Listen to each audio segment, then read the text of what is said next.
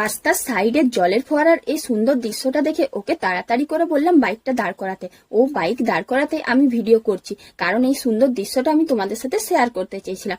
দেখো, জলের ফোয়ারার এই সুন্দর দৃশ্যটা কে চাইবে মিস করতে, আর আমিও তাই মিস করতে চাইলাম না। সেই জন্য ভিডিও করার সাথে সাথে এই সুন্দর দৃশ্যটাও দেখলাম।